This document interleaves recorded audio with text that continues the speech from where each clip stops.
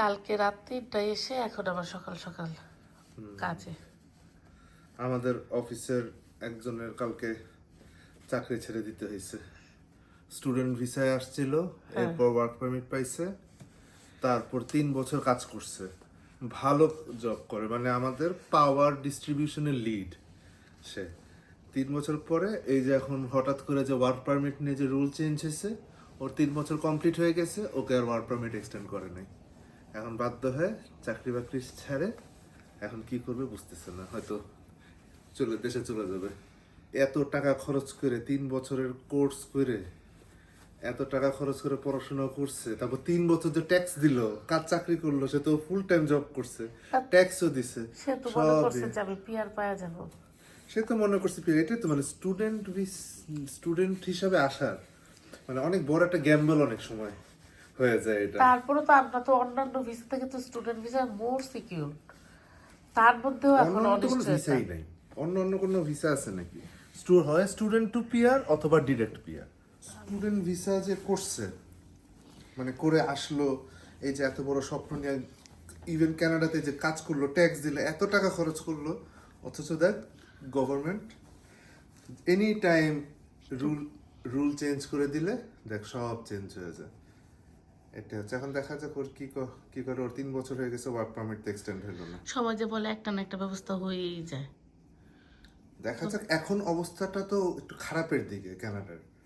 মানে আগে ছিল হচ্ছে 3 বছর ওয়ার্ক পারমিট থাকলেই, আইএলটিএস থাকলে অ্যারাউন্ড 480-90 পয়েন্ট থাকে, পিআর পেয়ে যেত।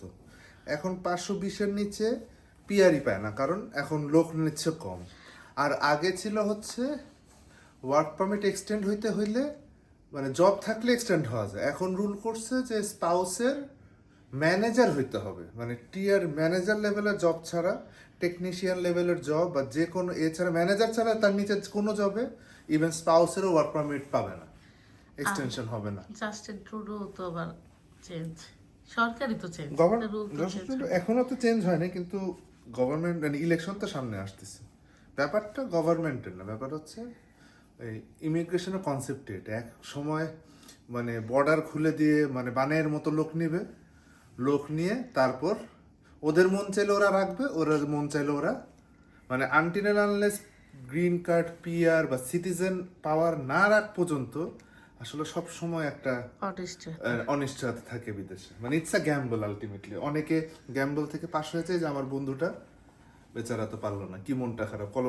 কলম্বিয়া থেকে আসছে, 3 বছর পড়ছে, ভালো জব করছে, সব লাইফে কি মানসিক স্ট্রেস না, মানে তার লাইফটাই সে তার লাইফের প্রায় 6-7 ইয়ার্স এখানে দিল। মানে তার তো মানে ইয়াং বয়স থেকে তার যৌবনটাই তো পার হয়ে গেল এই দেশে সে সেটেল হবে একটা স্বপ্ন নিয়ে। আর সবচেয়ে ইয়ে হচ্ছে এখন তার মানে ফিয়ন্সে ওয়ার্ক পারমিটে।